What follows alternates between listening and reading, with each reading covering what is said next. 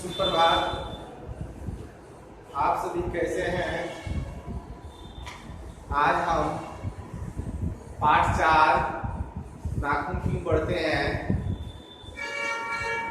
उसी से संबंधित कुछ ऑब्जेक्टिव प्रश्न लेकर आए हुए हैं।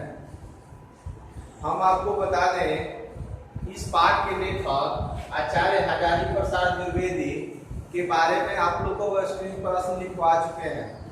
इस पाठ को आप लोग को हम पढ़ा चुके हैं। सिर्फ आपको प्रश्न उत्तर आपको पीडीएफ रूप में भेज देंगे और आज हम वस्तुनिष्ठ प्रश्न को हम 11 प्रश्न को आज लेकर आए हैं। ठीक है, तो आप इस प्रश्न को आप लोग कॉपी में नोट करेंगे और इसे याद करेंगे। ठीक है, हर बार इस पाठ से प्रश्न उठते रहता है, तो ये जो भी प्रश्न दिए गए हैं 11 प्रश्न है पाठ से अंदर से, और वस्तुनिष्ठ प्रश्न जो आचार्य हजारी प्रसाद द्विवेदी जी का आपको हम लिखवा दिए उसको याद कीजिएगा और इसको याद कीजिएगा। ठीक है, तो बस इतना ही आपके वस्तुनिष्ठ प्रश्न बनते हैं। जो भी आपका पाठ से बनता है तो ये प्रश्न पूछेंगे पाठ के अंदर से, और पाठ के लेखक से जो बनता है आपको हम लिखवा दिए। आप लोग याद करते चलिए, ऐसा ना हो कि आप लिखते जाइए और सोचिए कि बाद में हम याद करेंगे, तो फिर बाद में वाला बाद वाले हो जाता है। आप लोग शांति के साथ याद करते चलिए।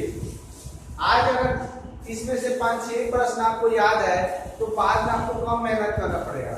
ठीक है, हम वही प्रश्न आपको वस्तुनिष्ठ प्रश्न लिखवाते हैं जो एग्जाम में पूछने लायक है और एग्जाम में पूछा भी है। ठीक है, तो आप लोग इसे नोट करेंगे। चलिए हम इसको पढ़ते हैं और आप लोग देख कर भी नोट कर सकते हैं या आप पढ़ रहे हैं उसके माध्यम से। पहला जो प्रश्न है, नख किसका प्रतीक है?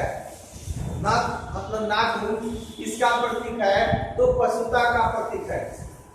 2 नंबर जो प्रश्न है, नाखून का इतिहास किस पुस्तक में मिलता है? नाखून का जो इतिहास है किस पुस्तक में मिलता है? तो कामसूत्र में मिलता है। अगला नंबर प्रश्न है 3 नंबर, प्राचीन मानव का प्रमुख अस्त्र शस्त्र क्या था?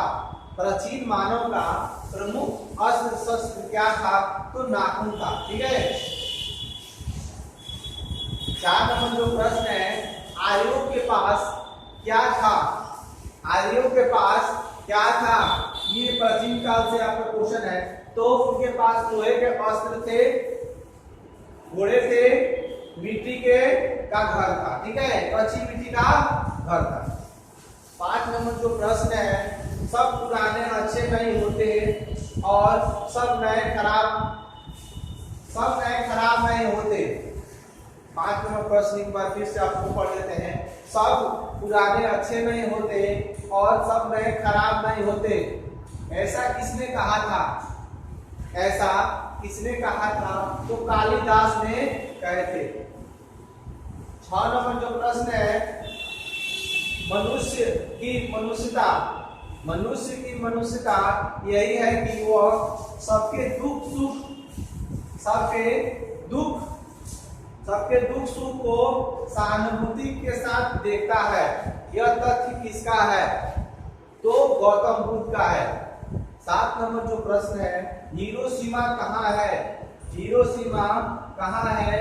तो हिरोशिमा जापान में है। या इससे आपको एक और आपको प्रश्न बन सकता है, आपको हम बता दें, मालूम भी होगा कि जापान पे अमेरिका द्वारा परमाणु बम गिराया था 9 अगस्त और 6 अगस्त और 9 अगस्त को। हिरोशिमा नागासाकी आपको याद होना चाहिए। तो भाई हिरोशिमा कहाँ है? तो जापान। 8 नंबर जो प्रश्न है, सहजात वृत्तियां किसे कहते हैं? सहजात वृत्तियां किसे कहते हैं? तो अनजान स्मृतियों को कहते हैं सहजात वृत्तियां। ठीक है, 9 नंबर जो प्रश्न है, लेखक के अनुसार मनुष्य के नाखून किसके जीवन प्रतीक है? जीवन प्रतीक है। ठीक है, लेखक के अनुसार 9 नंबर जो प्रश्न है, मनुष्य के नाखून किसके जीवन प्रतीक है? तो पांचवी वृत्ति के। 10 नंबर जो प्रश्न है, दगीची किस हड्डी से क्या बना था? दगीची की हड्डी से क्या बना था? तो इंद्र का वज्र जो बना था वो दगीची की हड्डी से बना था। ये प्रश्न आपको पूछता है, दगीची की हड्डी से क्या बना था? तो इंद्र का वज्र बना था। ठीक है, 11 नंबर प्रश्न और लास्ट प्रश्न है कि अल्प पिता कैसा जीव होता है? अल्प पिता कैसा जीव होता है? तो दयनीय जीव होता है। ठीक है, तो ये सब आपको प्रश्न आज हम आपको पाठ 4 का पाठ के अंदर से वस्तुनिष्ठ प्रश्न आपको बताए। ठीक है, आपको फिर से पर बता दें, इसके लेखक तो आचार्य हजारी प्रसाद द्विवेदी है, इनके बारे में आपको वस्तुनिष्ठ प्रश्न लिखवा चुके हैं। ठीक है, और एक बात और हम आपको बता दें, गोधली का गद और पद जो होता है आपका, दोनों का एक में पेयर बनाना है, वर्णिका का अलग बनाना है, और आपको वर्णिका का और इसका गोधली का ऑब्जेक्टिव प्रश्न का एक कॉपी में लिखकर अपने सुविधा अनुसार याद कीजिएगा और हमको दिखाइएगा। ठीक है, आपको याद होना चाहिए, और जिस प्रश्न हम बनाते हैं और आप लोग याद कर नहीं करती हैं, लिख कर कॉपी में रख देती है, ऐसा अच्छा नहीं है। आप लोग लिखिए और याद भी कीजिए साथ ही साथ। ठीक है, आपको कोई दिक्कत हो तो आप मुझसे मैसेज कीजिए। तो आज के लिए बस इतना ही।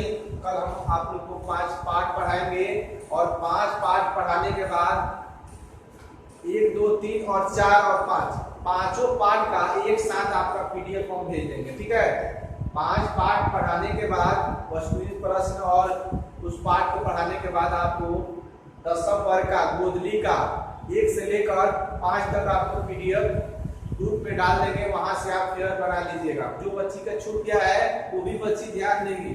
ठीक है, और आपको कोई भी दिक्कत हो आप हमसे पूछिएगा, नहीं समझ में आ रहा है हम लिखे अपने मन से नोट्स बनाए हैं, नहीं समझ में आ रहा है आप हमें कमेंट करके पूछिएगा, सर ये नंबर क्वेश्चन हमको दिक्कत हो रहा है। ठीक है, लेकिन आप लोग फेयर बनाइएगा। ठीक है, तो आज के लिए बस इतना ही। कल फिर आपको 5 पाठ के बारे में पढ़ाएंगे, आप लोग खुद पढ़ कर आइएगा, आप लोग खुद पढ़िए घर पे 5 पाठ को। चलिए आज के लिए बस इतना ही, धन्यवाद। खुश रहिए, सुरक्षित रहिए और घर पे रहिए।